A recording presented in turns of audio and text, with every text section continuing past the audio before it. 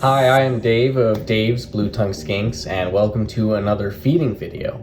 I am filming this in March 2021, and come April, so next month, will be the 15-year anniversary of being a Blue Tongue Skink keeper. It started with Dinobot, one of my Irian Jayas, and now we're up to 16 with 3 different species. Over the years, I have continued researching, experimenting, trading notes with other breeders and keepers around the world, and have recently updated the food arm of the care section of my main website, www.daveskinks.com. It's worth taking a look at. The last feeding video we showed was perfectly adequate, but after doing this for nearly 15 years, I do not believe I have offered the exact same meal twice, and today's no different. I just want to provide some other examples of what you can do at home to increase your variety in your skinks diet and offer a meal that will keep them excited about the next one for years to come. Next year we may do a totally different meal prep video as well, just to continue demonstrating the range of options you can provide. This time around, we are using the same ingredients to provide 3 totally different meals. One will be for the Centralian, who has her own unique diet. One will be for a juvenile northern blue tongue skink who was born here last year, but still has quite a bit of growing to do. And then the last meal will be the largest meal for all my other adult blue tongues. So the ingredients we have on today's docket are some romaine lettuce. These are frozen organic sweet peas. We're gonna be using some butternut squash, some yellow squash, a single little Yukon potato, some mangoes, and then the bulk of this meal is going to be nice protein. This is Essence. Yeah, it's like their poultry medley. But I like to read the ingredient labels of everyone, and I'm always changing up brands. This is the Aaron Game Fowl pate variety. There's going to be some cat food, and we're also using some super worms. So the first thing I'm going to do is separate the vegetables with the ones that should be cooked and the ones that don't need to be. I've got a pan of water boiling right now, or starting to. Some of the vegetables seem to be easier for your skink to digest in their stomach when they're softer, and I do this by steaming or boiling them for about 10 minutes.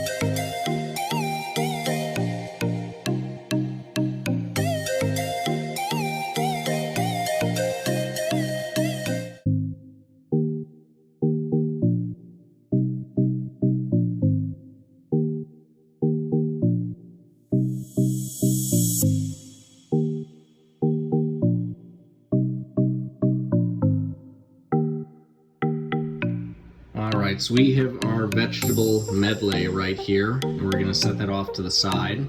I also want to point out that in today's meal, I'm using just the regular calcium powder by Exoterra, not the D3. I'm always trading up what supplement I give them in addition to the meal, but there's always something, whether it's the calcium plus D3, some sort of multivitamin. But the first thing we're going to do, because we're going to feed the juvenile northern blue tongue skink, they're going to get a lot of cat food. So we're going to use about half this can of cat food first. We're going to put it into the Tupperware, and then the rest will go into the big meal along with the wet dog food, some super worms, and then we're going to make a final meal for the Centralian. So I guess really the first thing I'm going to do is take a small scoop of the veggies, maybe a reasonable scoop, about that much. I think just a little bit more. And then we're going to use just a little bit less for the Centralian. Just that amount. All right.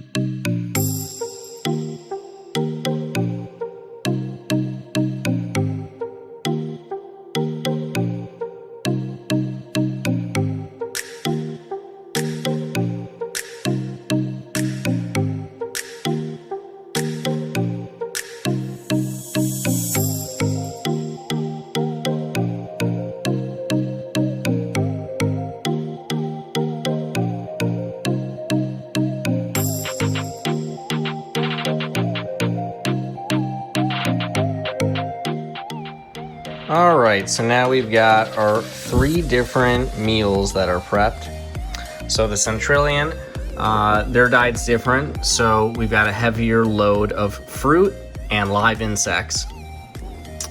Then the Juvenile, we've used primarily wet cat food, and this will be at least 2 meals.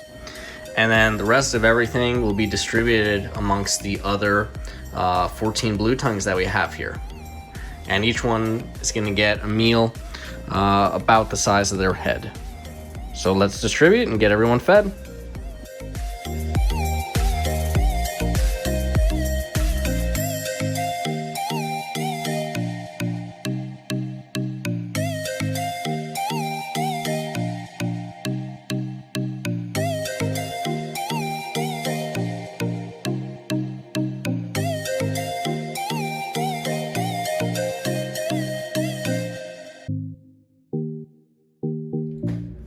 All right, let's start to get everyone fed.